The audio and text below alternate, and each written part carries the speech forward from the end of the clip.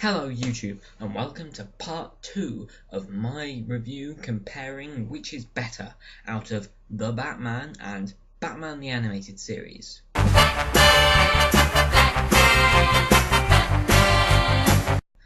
Part 1 is linked below if you want to watch that. Okay, so for part 2 I am going to be comparing the rest of the Rogues Gallery. Now, the Rogues Galleries between the two series vary quite considerably. For example, we see that TwoFace and Scarecrow aren't in the Batman. Neither is the Mad Hatter.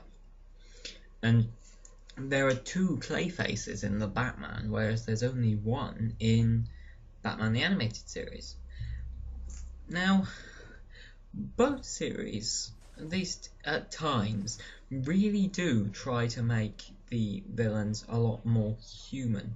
I think Batman the Animated Series did this better, particularly well with the Mad Hatter, who was you really could relate to him, and you could really almost see yourself becoming a supervillain, kind of, at times, under those circumstances.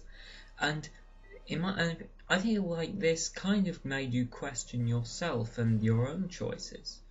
Whereas in the Batman, the vast majority of the time they seem to be complete and total nut jobs. Even the Penguin's a bit of a nut job in this one. But I do actually prefer the Batman's version of the Penguin. He just has such a penguin-y voice, provided brilliantly by Tom Kenny. I'm as dependable as the dodo. It's Tom Kenny. He's always awesome. Okay. Anyway, I also actually prefer... Don't kill me, because this is the exact opposite of what most critics think. I actually prefer this version in the Batman of Mr. Freeze, voiced by Clancy Brown. Now, I know that the previous version from Batman the Animated Series really had an enormous influence on the character in the comics. And they resurrected him in the comics because he'd been killed off for ages. And they... sorry, it's really hot here. They resurrected him and they reused this backstory. And apparently they've changed it again now, but the backstory from Batman the Animated Series was really well done. But I still prefer the Mr. Freeze from the Batman, because just listen to that voice. You're finished, Batman. I'm king of the mountain, the new emperor of Gotham. So get used to the weather. Yeah, if you couldn't tell, that was being voiced by Clancy Brown, who you might also know as Lex Luthor in Justice League, and also he was, well, is Mr. Krabs in SpongeBob. But yeah, the guy is brilliant, and he is utterly terrifying. And this is the only Mr. Freeze, in my opinion, that actually makes ice puns work. I mean, when the way where they've redone this Mr. Freeze's backstory, they really just made him a sort of psychotic thief. And I think they did this so that the ice puns would work. Because if we looked at Schwarzenegger's ice puns, they were awful. Mind-numbingly awful. And what part of the reason for that, aside from every single thing about the film, was that you wouldn't imagine someone who was really quite sincere about what he was doing, and it was all in part to save his wife. You wouldn't think someone who was acting to save his wife and on a really deep emotional quest would do sing-songs and say ridiculous ice puns. It's just this different version of Mr. Freeze makes them work. Also, the Batman's version of what's it called? Killer Croc was considerably more epic than the one we saw in Batman the Animated Series. I threw a rock at him. But also, they seem to have made possibly the most evil character we've ever seen, in the form of Tony Zuko, the man who murders Robin's parents. I mean, just listen to this line after he kills them.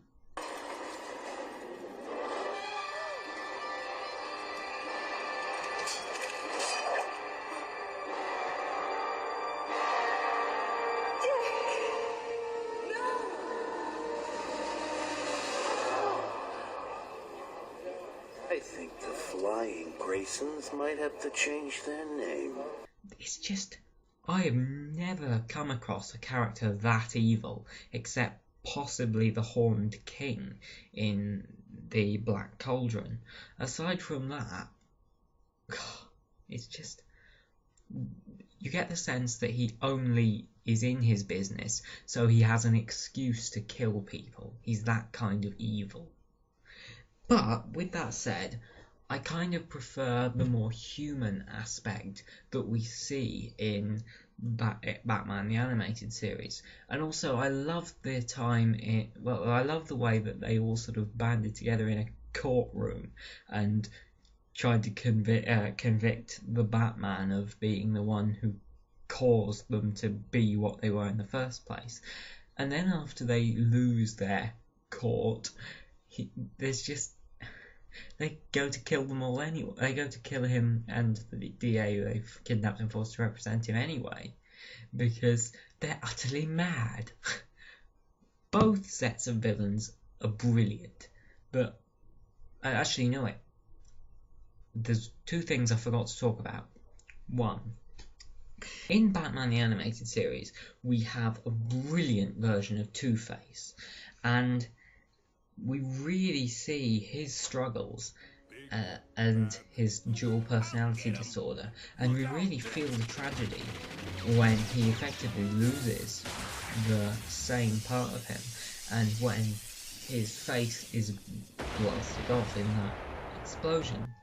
Similarly, and I think done just as well, the Batman has similarly, they created a new version of Clayface, but they didn't just introduce him a few episodes earlier, like in Batman the Animated Series. They actually introduced him at the very start of the first series, and he's in almost every episode. It isn't until the end of the first series that the Joker attacks him with all these chemicals, and he becomes Clayface. And there's a lot of tragedy, and you see his struggles as he goes along, and it's just masterfully done. I mean, this character's actually had criticism, and a lot of people have complained because they created a new version of Clayface rather than using Harvey Dent. And while I admit it might have been a good idea for them to use Harvey Dent, they couldn't get the rights to Harvey Dent, and they wanted to add this story, and they still did a very good job. Joker! Detective Bennett! You're Clayface? You turned me into clay!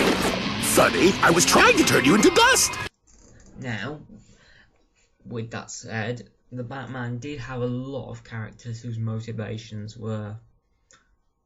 well, they weren't so much not there, it's just like they were the villains themselves were there for the gimmick of them.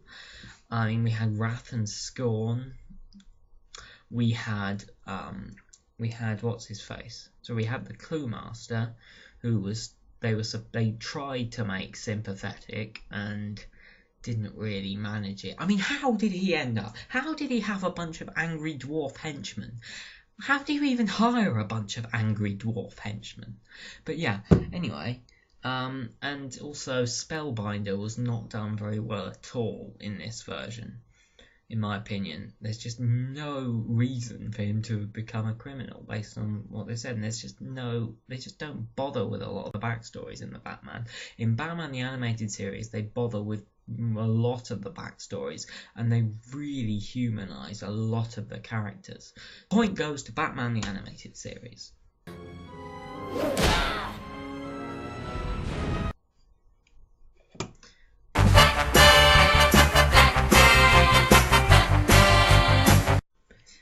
But where would old Betsy be without his trusted allies? Well, let's see.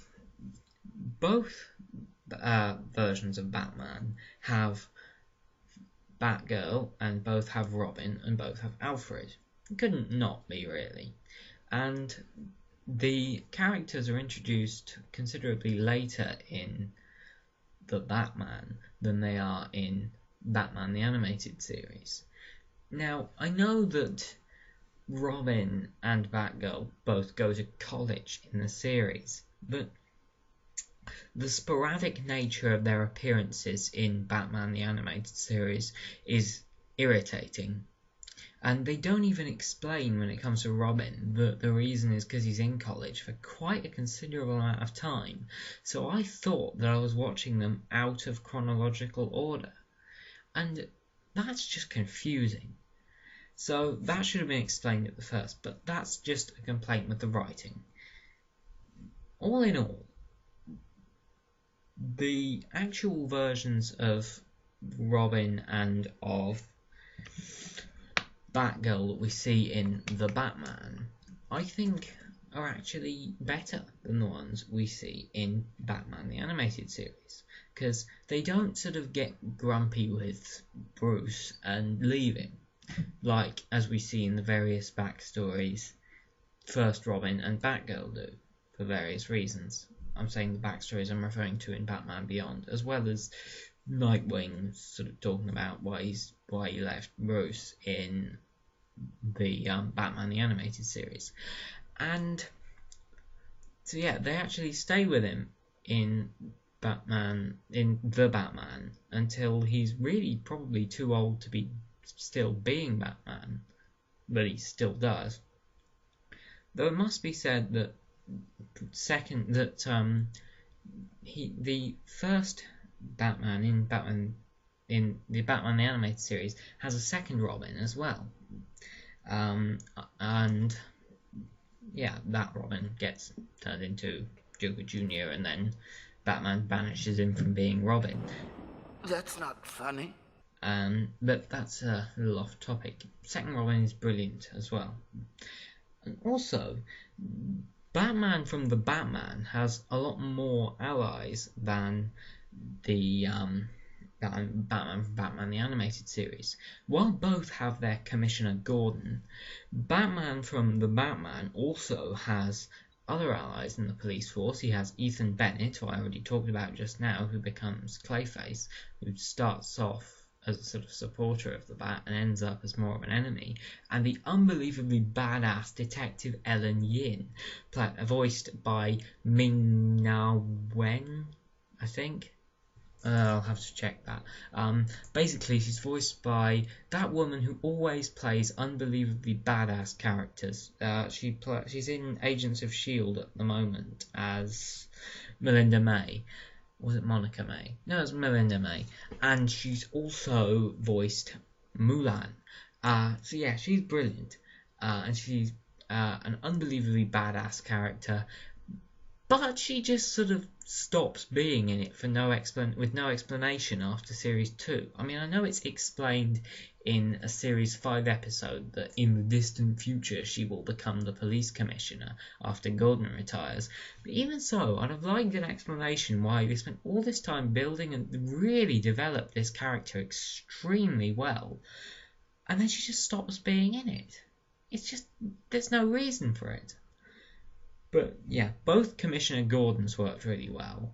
The Batman version of Commissioner Gordon was voiced brilliantly by Mitch Pileggi. They got Mitch Pileggi to do it! And if you don't know who Mitch Pileggi is, where have you been the last 2 decades?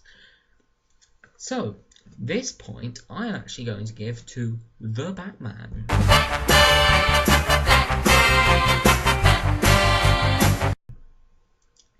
And on that note, it's time to end this review.